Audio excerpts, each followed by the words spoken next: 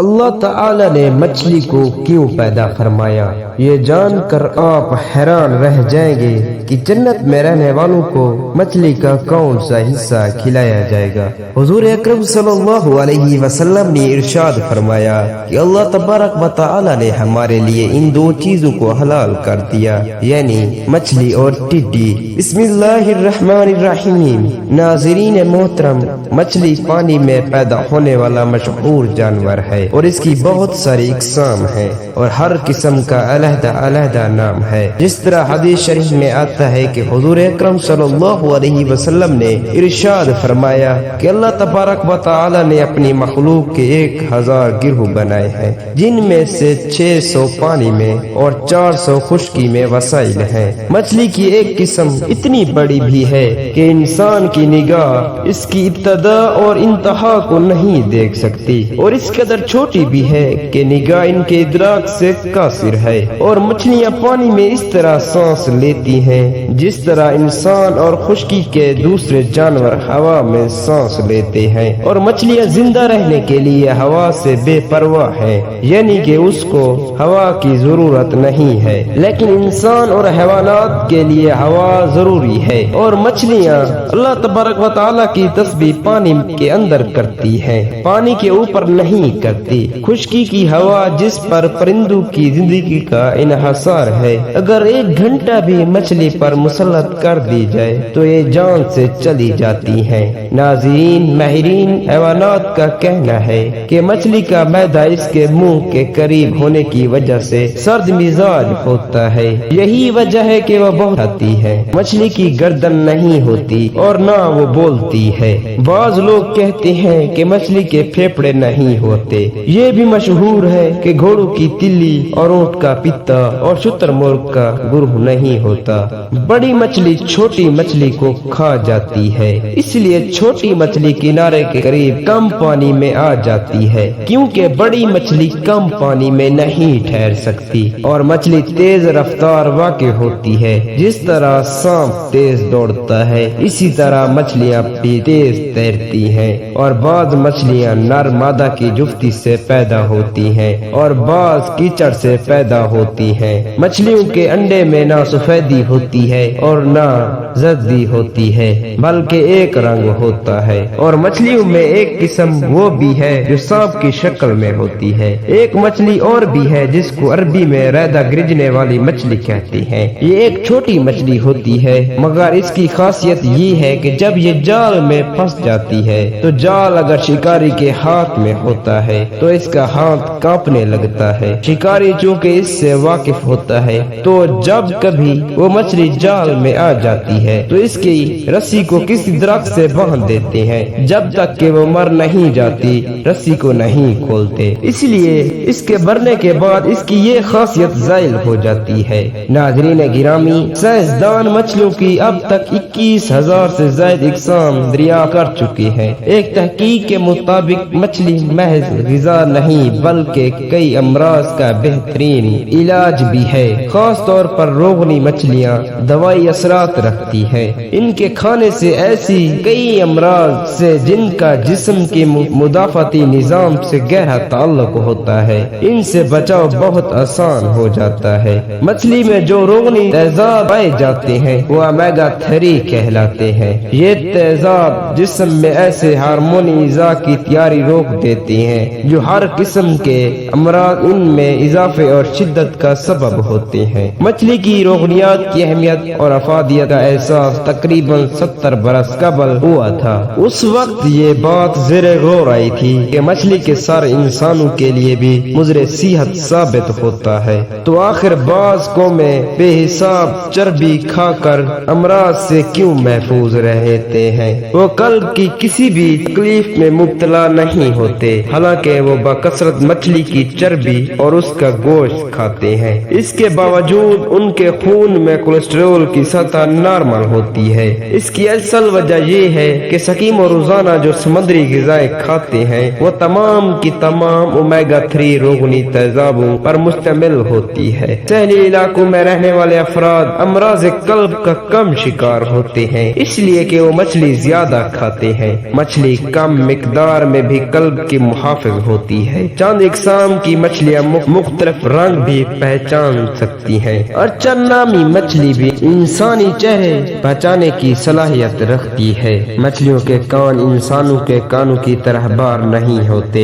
بلکہ ان کے سر میں 2 سوراخ ہوتے ہیں جنہیں اوتھلید کہا جاتا ہے۔ ان کے ذریعے آوازوں کو سنتی ہیں، جبکہ ان کی جلد پر موجود لیتھرولائنز بھی انہیں دھیمی آوازیں اور پانی میں ہونے والی غیر معمولی حرکتوں کو محسوس کرنے میں مدد دیتے ہیں۔ الیکٹریکل ایک ایسی مچھلی ہے جس سے ہاتھ لگانے سے 600 واٹ بجلی کا جھٹکا لگتا ہے۔ ناظرین، مچھلی کا شرعی حکم یہ ہے کہ مچھلی اسلام میں حلال ہے، اور مچھلی کی تمام اقسام بغیر ذبح کیے ہوئے حلال ہے، خواہ وہ مری ہوئی ہی کیوں نہ ہو۔ موت کا زہری سبب موجود ہو، جیسے جال میں پھنس کر مرنا، یا زہری سبب موجود نہ ہو، ہر صورت میں حلال ہے، کیونکہ حضور اکرم صلی اللہ علیہ وسلم نے ارشاد فرمایا کہ اللہ تبارک و تعالی نے ہمارے واسطے 2 مردار حلال کر دیے، یعنی مچھلی اور ٹڈی، اور 2 خون حرام کر دیے، یعنی جگر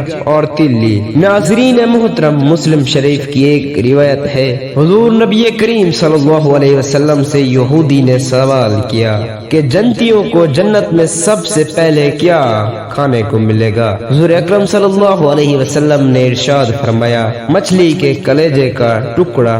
ناظرین محترم، مچھلی کی تخلیق کے حوالے سے امام حاکم نے حضرت ابن عباس رضی اللہ تعالی عنہ سے ایک روایت نقل کی ہے۔ انہوں نے فرمایا کہ اللہ تبارک و تعالی نے سب سے پہلے قلم کو پیدا فرمایا، پھر اس سے کہا لکھ۔ قلم نے کہا کیا لکھوں؟ اللہ تبارک و تعالی نے ارشاد فرمایا تقدیر لکھ۔ تو قلم نے اس دن سے لے کر قیامت تک پیش آنے والے تمام حالات اور تمام چیزیں لکھ دیں، اور آپ رضی اللہ تعالی عنہ نے ارشاد فرمایا کہ اللہ تبارک و تعالی کا عرش پانی پر تھا، اور پانی سے بھاپ اٹھی اور اس سے آسمان بن کر ظاہر ہو گیا۔ پھر اللہ تبارک و تعالی نے مچھلی کو پیدا فرمایا اور زمین کو اس پر بچھا دیا۔ زمین مچھلی کی پیٹھ پر تھی، مچھلی نے کروٹ بدلنا چاہی تو زمین ہلنے لگی، لہذا پہاڑوں کو پیدا کیا گیا، اور پھر یہ پہاڑ زمین پر غالب ہیں جس سے زمین نہیں ہلتی۔ ابن کعب رضی اللہ تعالی عنہ کہتے ہیں کہ ابلیس جلدی سے اس مچھلی کے پاس پہنچا جس کی پیٹھ پر پوری زمین رکھی ہے۔ اس کے دل میں وسوسہ ڈالا کہ اے لوطیا، اس مچھلی کو مخاطب کرتے ہوئے کہا، تجھے کچھ خبر بھی ہے کہ تیری پیٹھ پر کتنے لوگ اور کتنے جانور، درخت اور پہاڑ وغیرہ ہے؟ اگر تو ان سب کو جھاڑ کر اپنی پیٹھ سے گرا دے تو تجھے آرام مل جائے گا۔ مچھلی نے جیسے ہی یہ ارادہ کیا، اللہ تبارک و تعالی نے اسی وقت اس کے پاس ایک کیڑا بھیج دیا جو اس کی ناک میں داخل ہو کر اس کے دماغ تک پہنچ گیا۔ مچھلی اس کی تکلیف سے اللہ تبارک و تعالی سے گریہ زاری کرنے لگی۔ اللہ تبارک و تعالی نے اس کیڑے کو نکال دیا۔ حضرت کعب کہتی ہیں کہ اس ذات کی قسم جس کے قبضہ قدرت میں میری جان ہے، وہ مچھلی اس کیڑے کو اور وہ کیڑا اس مچھلی کو برابر دیکھتے رہے۔ اگر مچھلی پھر اس حرکت کا ارادہ کرے تو پھر کیڑا اسی طرح اس کے دماغ میں داخل ہو جائے گا جیسے کہ پہلے داخل ہوا تھا۔ ناظرین گرامی، حضرت علی رضی اللہ تعالی عنہ کی خدمت میں ایک شخص آ کر کہنے لگا، یا علی، جانور کے منہ میں زبان ہوتی ہے لیکن مچھلی کے منہ میں زبان کیوں نہیں ہوتی، اور مچھلی پانی میں ہی کیوں رہتی ہے؟ اس پر امام مولا علی رضی اللہ تعالی عنہ نے ارشاد فرمایا، اے شخص، یاد رکھنا، اللہ تبارک و تعالی نے مچھلی کے منہ میں زبان بھی دی تھی اور اس کو وہ طاقت بھی دی تھی کہ وہ خشکی پر چل سکے، مگر افسوس کہ اس نے خود پر ہی ظلم کیا۔ تو وہ شخص کہنے لگا، یا مولا علی رضی اللہ تعالی عنہ، کیسا ظلم؟ امام علی رضی اللہ تعالی عنہ نے ارشاد فرمایا کہ جب اللہ تبارک و تعالی نے آدم علیہ السلام میں روح کو ڈالا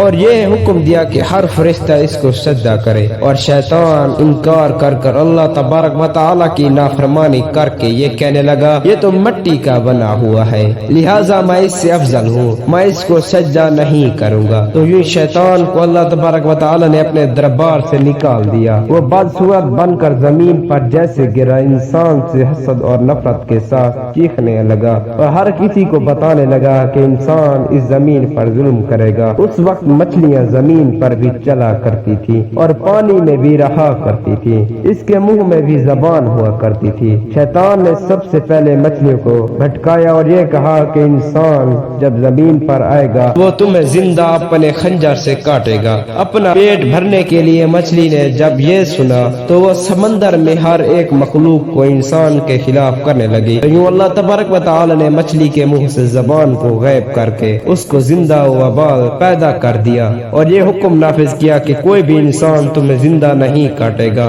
تمہاری حد قدرت نے پانی تک رکھ دی ہے، جب تم پانی سے جدا ہوگی تو خود ہی تڑپ کر مرنے لگو گی۔ ناظرین محترم، تبھی سے جب حلال مچھلی پانی سے جدا ہوتی ہے تو وہ تڑپنے لگتی ہے اور اس کے جسم کا سارا خون اس کے گلے میں آ کر جمع ہو جاتا ہے، اسی لیے مچھلی کو ذبح کیا جاتا ہے، کیونکہ ذبح کرنا اس لیے واجب ہے تاکہ جانور کی رگوں کا سارا خون گوشت سے الگ ہو کر بہہ جائے۔ اللہ تبارک و تعالی نے دوسری بار یہ قانون نافذ کر دیا کہ وہ جب پانی سے جدا ہو کر تڑپتی ہے تو مچھلی کا سارا خون مچھلی کے گلے میں آ کر جمع ہو جاتا ہے اور یوں مچھلی کا گوشت خون سے پاک ہو جاتا ہے۔ امام خشیری رحمۃ اللہ علیہ کہتے ہیں کہ حضرت سلیمان علیہ السلام نے اپنے رب سے درخواست کی اگر میں آپ اجازت دیں تو میں ایک دن تمام حیوانات کی دعوت کرتا ہوں۔ اللہ تبارک و تعالی نے حضرت سلیمان علیہ السلام کو اجازت دے دی، بس حضرت سلیمان علیہ السلام نے ایک طویل عرصہ تک دعوت کا سامان جمع کیا، بس اللہ تبارک و تعالی نے سمندر سے صرف ایک مچھلی